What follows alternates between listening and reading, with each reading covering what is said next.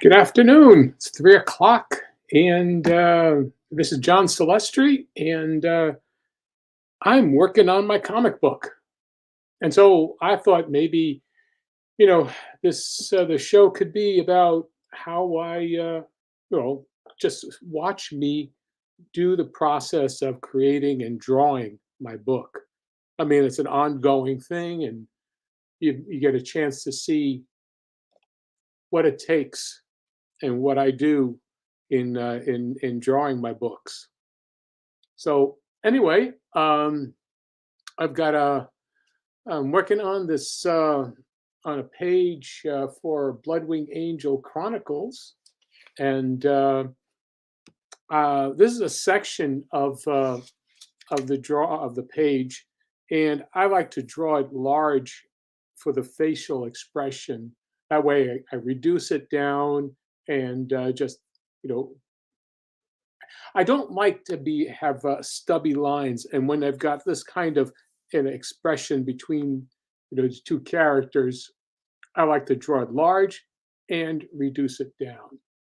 So I'm going to say hello to whoever is on the first one, and it's Terry Freithow. Hi, hi Terry, how you doing? Let's see. If you have any questions as I go along, just type them in and I'll answer them. But this is kind of like people, swinging by my studio and looking over my shoulder as I draw. And as we do this, I'm going to put a little music in here and just a little something just to keep things moving a bit. So I'm gonna start working on this is the equivalent of inking. I prefer drawing with my pencil and then scanning my drawings into the computer and adjusting the contrast, and then putting it all into Clip Studio Paint.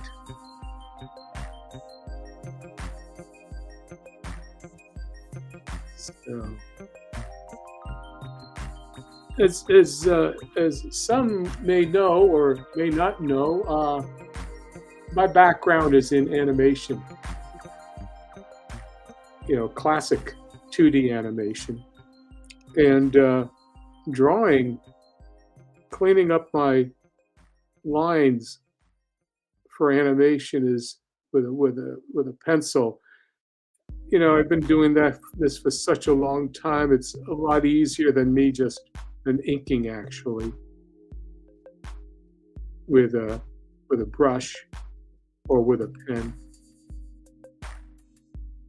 But with technology, you can do all kinds of things. So I've decided to combine old school 2D animation with a little bit of use of computers so that I can get a nice, instead of being a clean line, when I scan this in, you pick up the roughness of the pencil on the paper, which is pretty cool. It gives me helps get a gritty look to the line.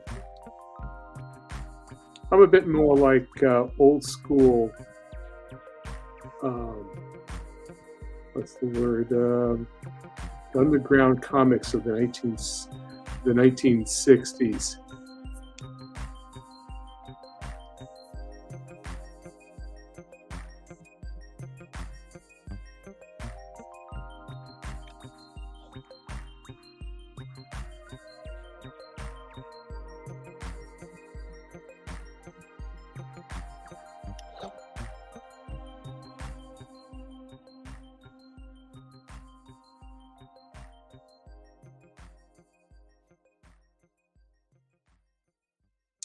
The character I'm working on right here is Cherry.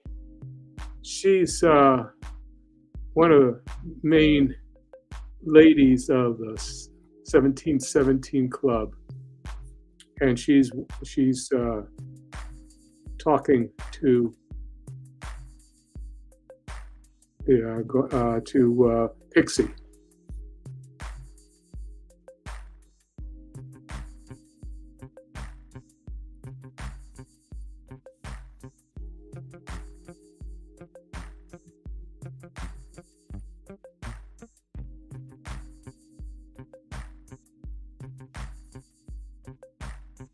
Worked on a lot of feature films over the years and TV specials back in the 70s, 80s, 90s.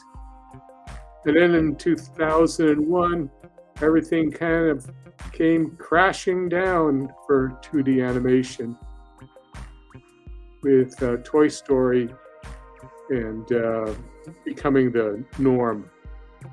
So they just kind of stopped doing hand-drawn animation. By that, I mean pencil and paper animation. But I've been doing comic books, comic strips before that, trying to get my own going.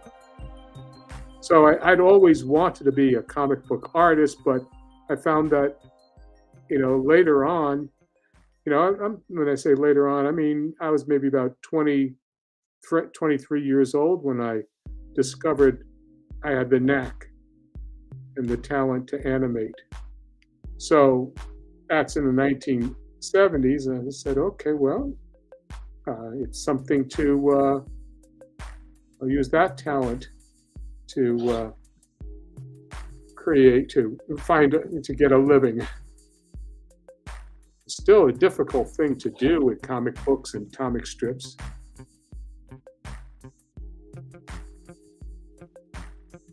Let's see, we got a question here. Terry says, my favorite comics are from the 60s and early 70s. What types? Any particular name? Are you talking about the Marvel and the DC comics?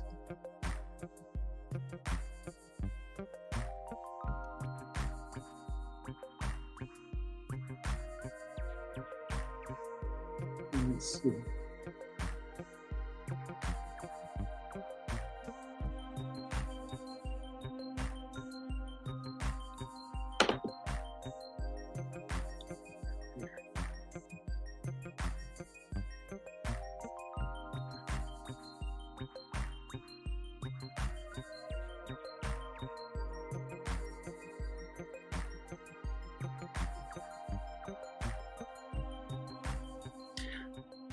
What I'm doing, the Bloodwing Angel Chronicles, is very much of an old. It's a bit more of a, instead of the underground comics, and it's more like a bit more irreverent.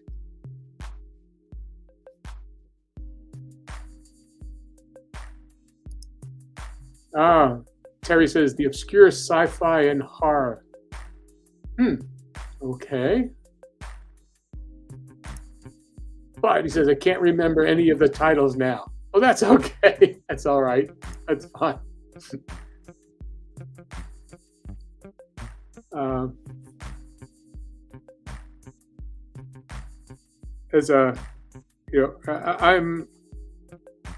the ones that what I liked. It was a big. I remember discovering Fantastic Four when they first came out. I mean, I remember pulling the first issues off of the newsstand and let's move this around a bit. Always like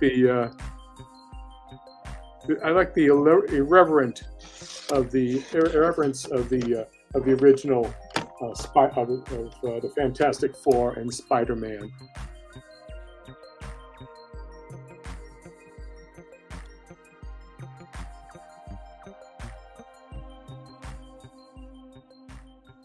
It was fresh. It was new, that type of writing, and also drawing. But I was always a Kirby fan. Jack Kirby, Simon and Kirby, with the Captain America series, uh, and some of the early stuff. I mean, I remember Fighting American, finding copies of those, and I did a lot of discovery of old comics in what was it? Well, going to the barber shop. You had my local barber had a lot of old comic books that I would read while waiting to get my hair cut. And in fact, I got my first. I picked up. It was the Marvel family. I found my first Captain Marvel comic. I mean, original, like you call them Shazam. It's the Fawcett comics. And the cool thing about it is that I like the comic so much. I offered to buy it, and he said, "Well, it's an old comic book. What do you? It's old." Now we're talking about. I don't think it. I was probably, what was it, 19? We're talking. I can remember these things because they date me as to when I was doing things. It probably was around 1962. I may have been about 13 years old. I wasn't in high school yet, and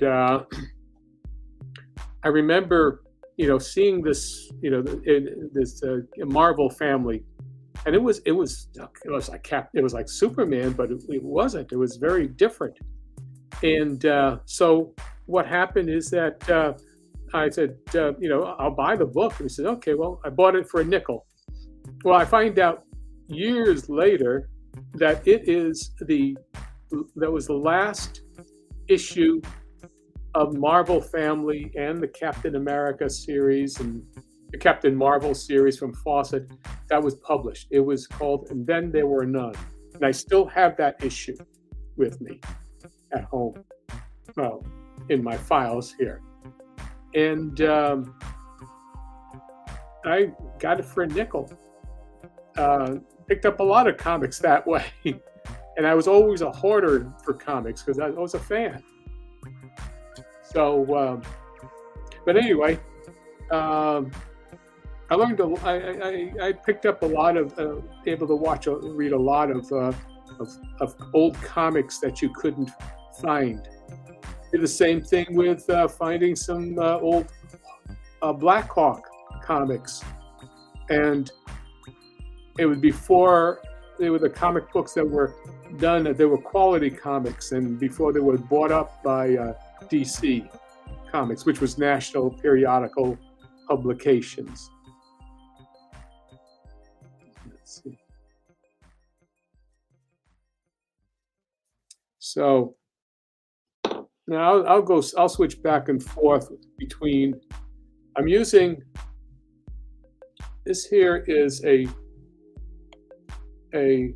Palomino Blackwing 602, and it's very similar to, it's almost exactly the same as the old Blackwing 602s that I was using when I was working in animation.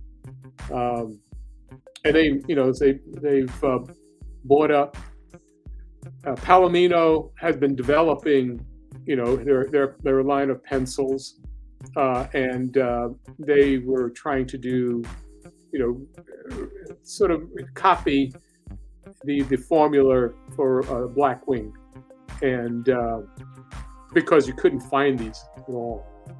And so anyway, I think they successfully have done that, and now they've got a whole line of various um, dark, hardens and dark and soft leads. But this is as close as they came or have come to the original formula. With this is a Mitsubishi HB pencil. It's Japanese, and I kind of like it. It's still soft and has a firm, but also a firm point. Not as soft as this, but just soft enough that I'm not digging into the into the paper. And the reason that I like it is that it'll hold a finer point so that I could work on the eyes.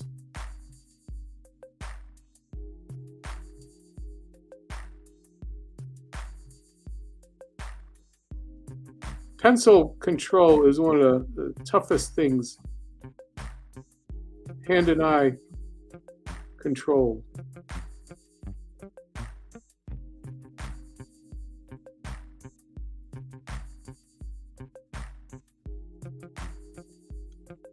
Very important. And one of the things about what I find that lends believability to your character is being able to have eye focus.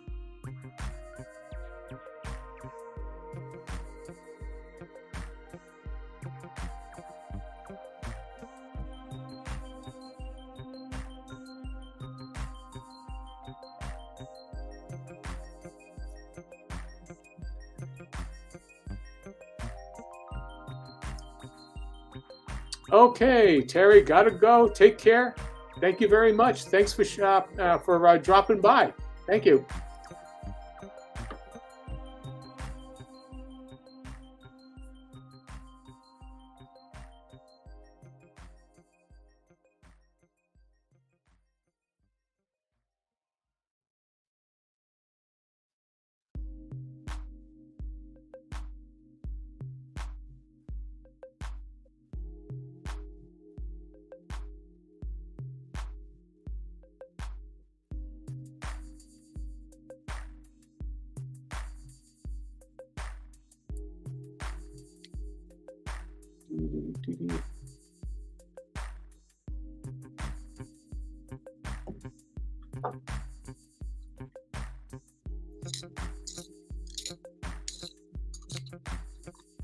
And this is not very high tech.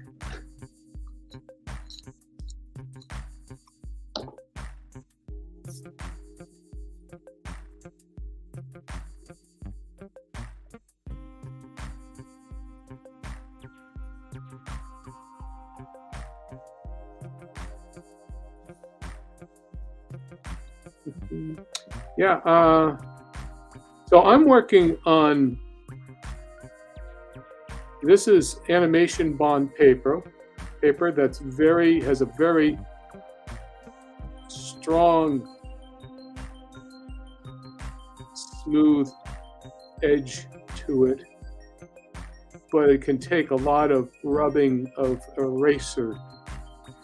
This is meant for drawing, for animation.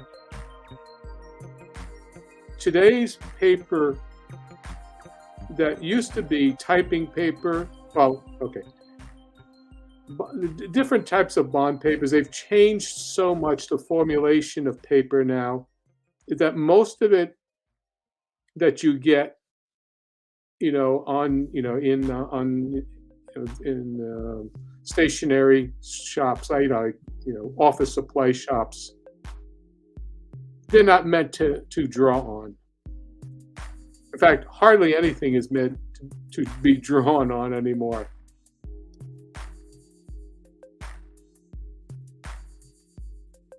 Whereas I would say the old Xerox paper, you could draw on easily. I did a lot of work that way. The original animation paper was maybe typing paper or writing paper, actually. Think of it that way.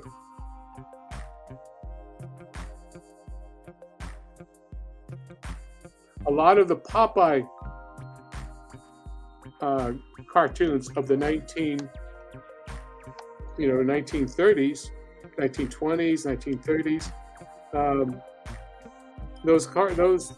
That paper was basically office paper. Your standard stationery. They were meant to take an ink line.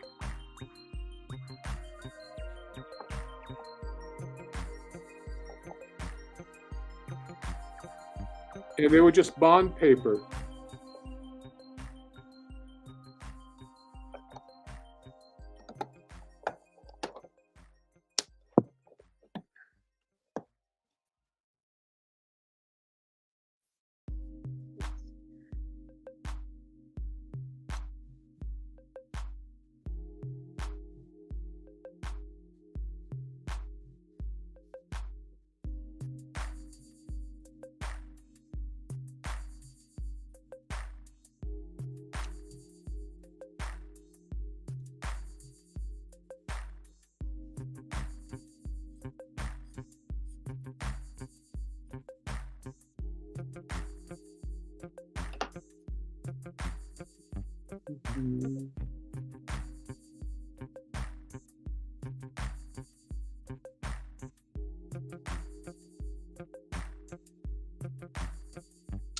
Okay. Now I worked on this drawing. I'm going to now go to a second panel.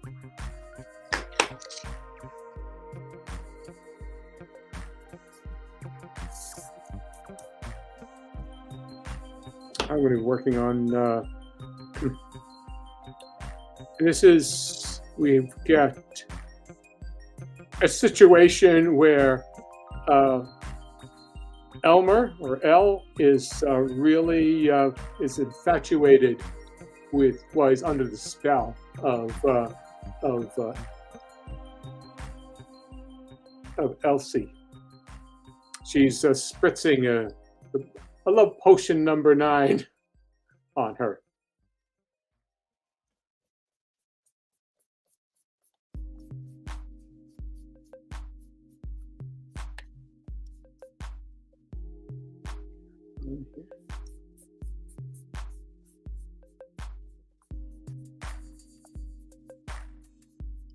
I'll buff down these papers, these lines. Okay.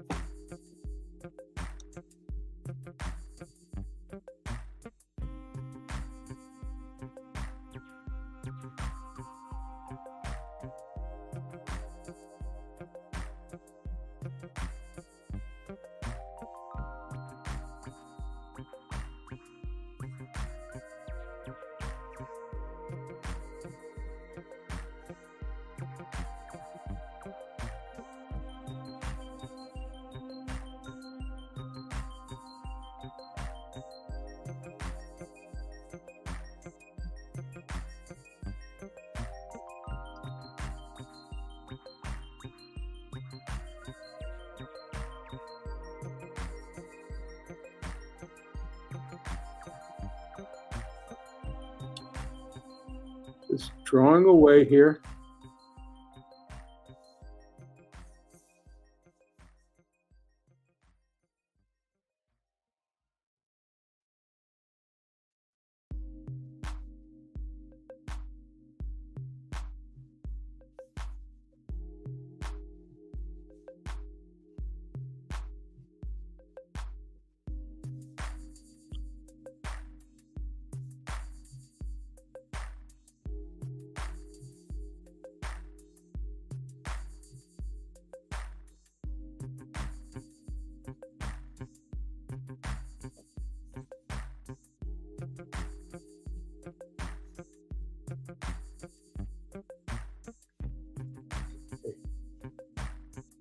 See if anybody else is around here.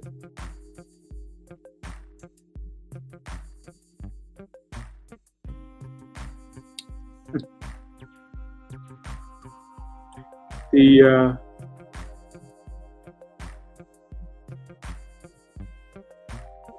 this is I'm working on the Bloodwing Angel is an ongoing graphic novel series.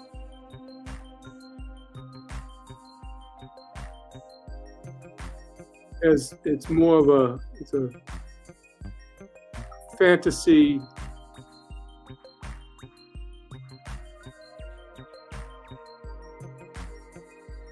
sometimes even semi-comic, more along the lines of heavy metalish humor and more of it's not superhero stuff at all, but it has a lot of fantasy elements. It has supernatural elements to it. Not going to. It's not the type of book that is purely, as I said, superhero. But yet it does raise up, ideas. There are elements of as I said, sci-fi.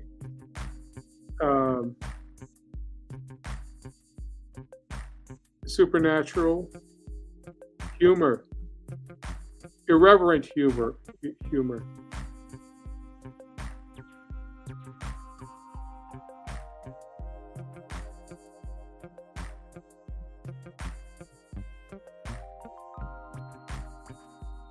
I am quite irreverent.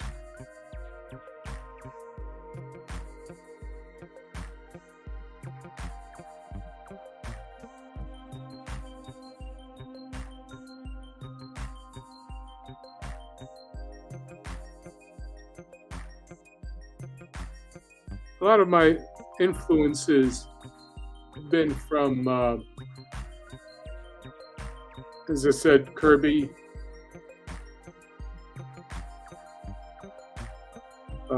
Joe Kubert,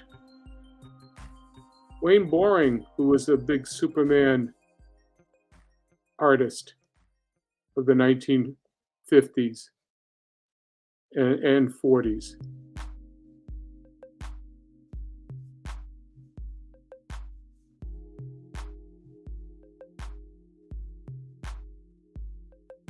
I'm going to try and see how much of this I can get done. I'm going to do this. I'm going to get LC done. LC.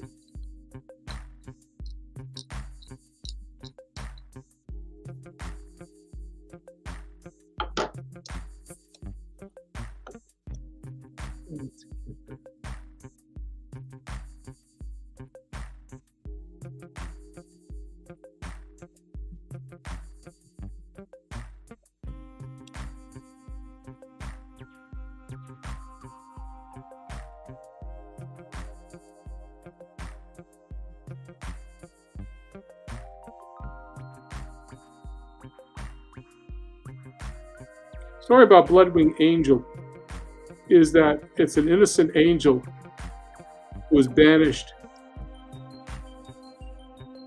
from the heavens,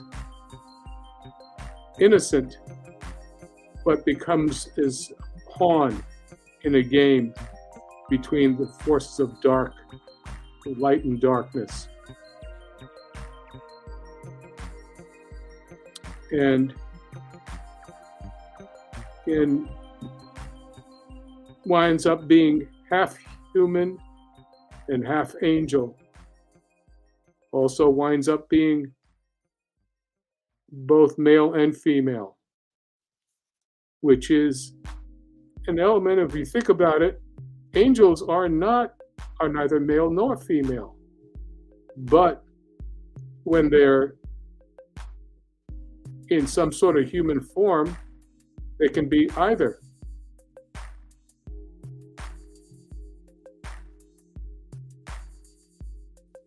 So when Michael, who's the character's name, is banished, the is turned into both, you know, a male and female being, semi-mortal. In the process of being banished, the prime promise to angels was broken, and that is, if you obey the laws of light, you'll be safe. You'll be safe. Nothing will happen to you. Well, that promise is broken, and because of that, the universe is momentarily shredded and ripped apart. The fabric is ripped apart, and then restitched and just, you know, reformed into a whole different experience. So, what is good? What is evil? That's the elements that we are now dealing with in this graphic novel.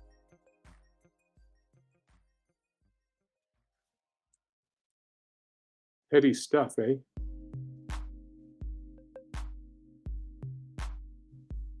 Well, I like to think about those things, and I think it's a good premise for a series, an ongoing series.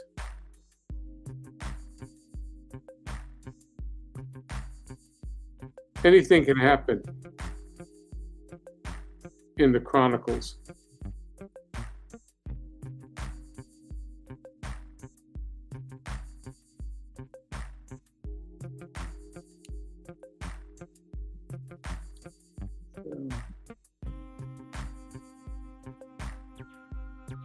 It is a mature book, and you can check out the Bloodwing Angel at, I've got my website here, as you can see, down right there, johncelestrycomics.square.site. Check that out, and you can see some sample pages. The book, there are 3 books so far in the series, and it's all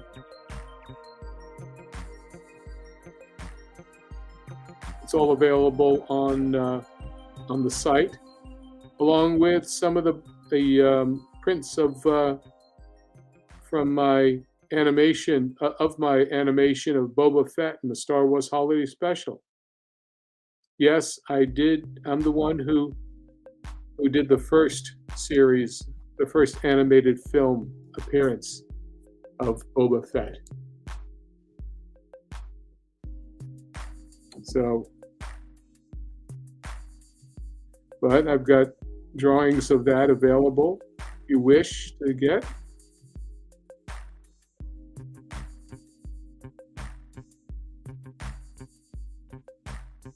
Let's finish this here.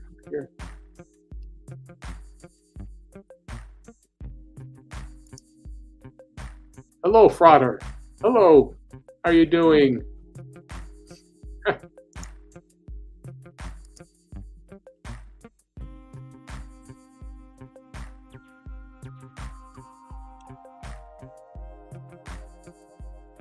Let's see. Once I finish this, I think it will be the end of, we'll call it a day.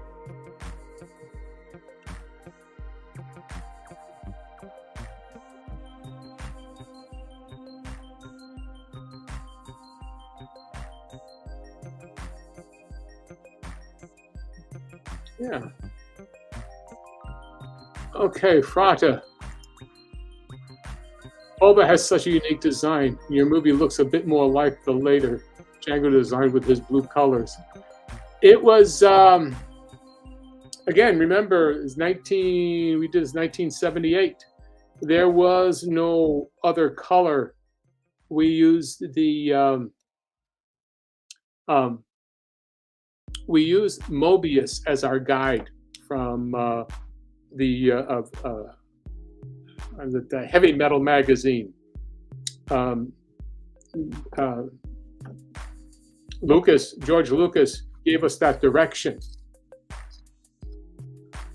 So, and his cool numbers. It says, "Hello, Andrew. How you doing? Good afternoon. When you do cleanup, are you thinking about anatomy or just tracing off your roughs?" Well, there are two different things. Let me show you. I'll be right back. Let me just get you the first go around. Let's see here.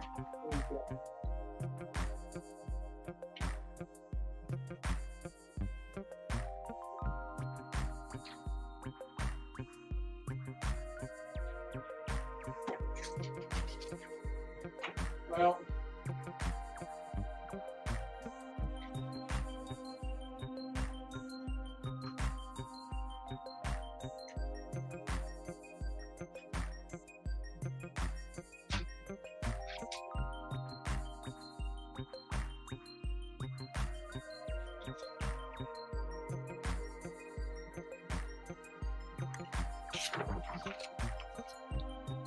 when I started this, okay, I'm not just tracing, okay? This here is a full size of the page. You see, what I would do is thumbnail it full size and play around with it, okay? And there you could see how the drawings are really rough. They're not really that formed. When I play around and rework this, you can see I've developed this. I've worked the anatomy. All of that is thinking in terms of anatomy. I blew this up, but this has been blown up to this size, and I redraw it totally. Now, when I'm doing this, I'm basically doing a cleanup of the line, but I'm still thinking anatomy. You know, there are still some subtle differences I'm doing here. Just some subtle things. I'm molding them. I try to still put more anatomy into it. So I don't trace. You do not trace. You're redrawing and capturing the elements, but you're not tracing. Is there a difference between cleanup in comics and animation?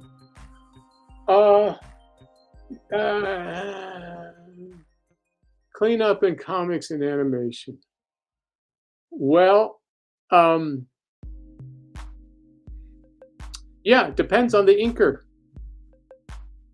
Yeah, you still have to, whether you are drawing whether you're doing cleanup or inking, and this is what I'm doing right now. I'm doing the equivalent of inking. I'm still cleaning up the line though.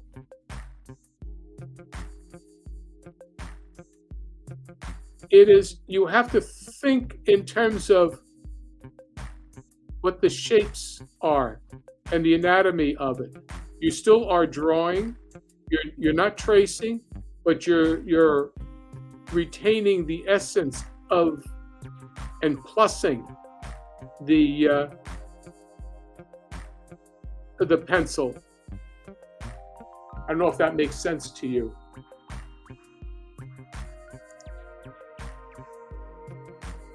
You are trying to plus it.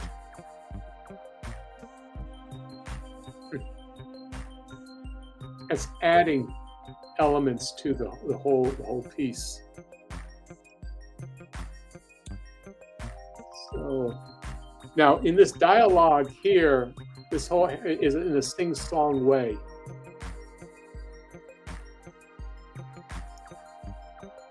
Well, you're welcome.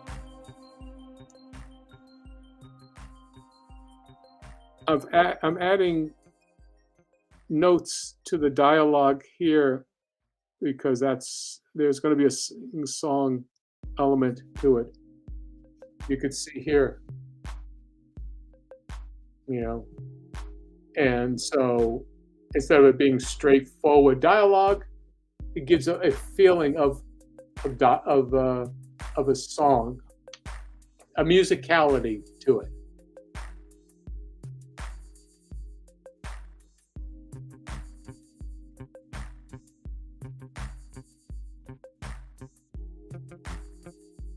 Sometimes these notes are just, I'm just making it look like notes, but you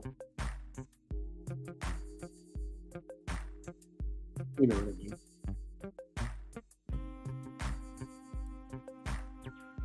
So, well, let's see. Here we are. We've been 40 minutes into this.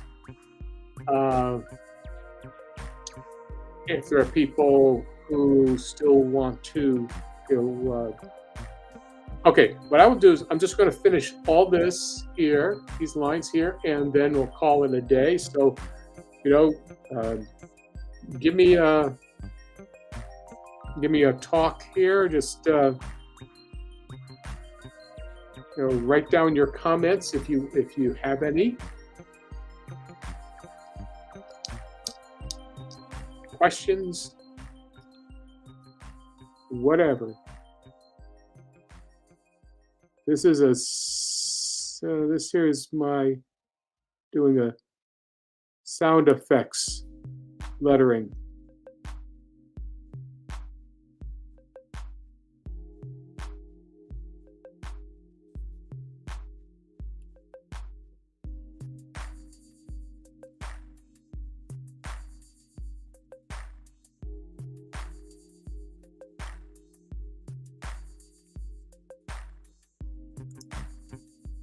Andrew, how would you say animation has influenced my comics? Storytelling wise, I learned how to tell a story. Well, writing novels I did, but character and developing personalities, learning to do business, just doing this, body language, learning body language and being able to be entertaining in a physical manner.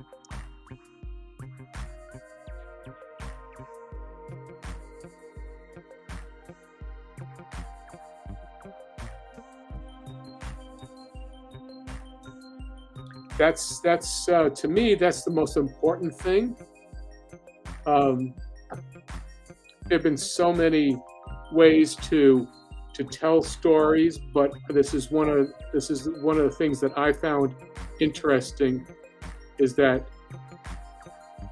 posing and giving and having body language with my animation has made my drawing anatomically correct, but also has given me the ability to do action without it being just purely running and jumping and things of that sort, but give action even in a stationary position, just a flow.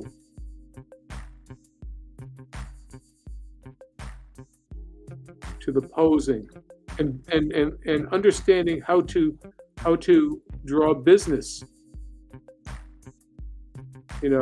Everybody's got business when you're trying to do, be more than just talking heads. I mean, this sequence alone is just just a conversation between the two. There's business going on in these panels without it just being talking heads.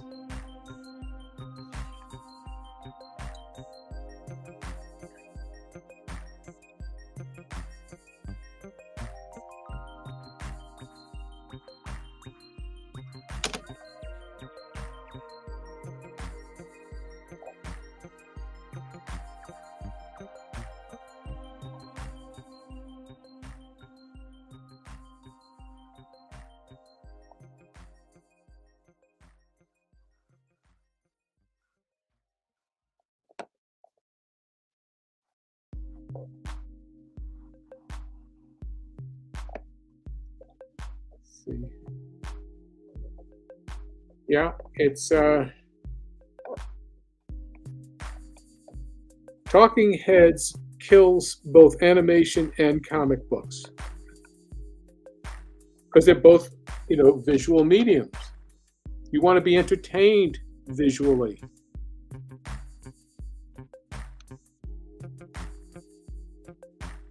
Also, animation helped me understand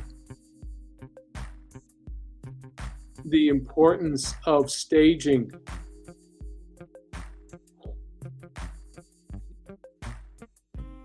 Staging action.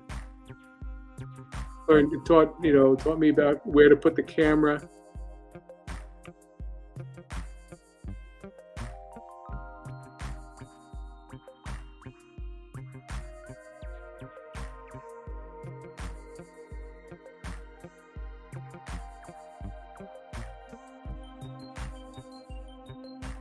And that's it's filmic. There's this film theory, just technical stuff of how to place the camera and what happens when you shift the camera, and you play around with things.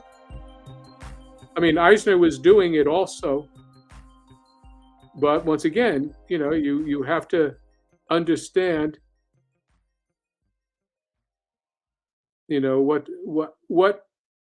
how to sell something to your audience, how to lead them on and direct their eye.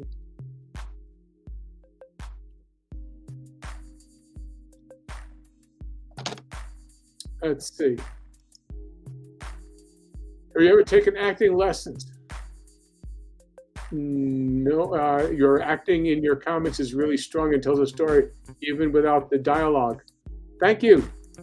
No, but I've always been a natural actor. I wanted to be an actor. I wanted to do that, and actually, tried doing that in college. No, but never got to it. Was interested in it.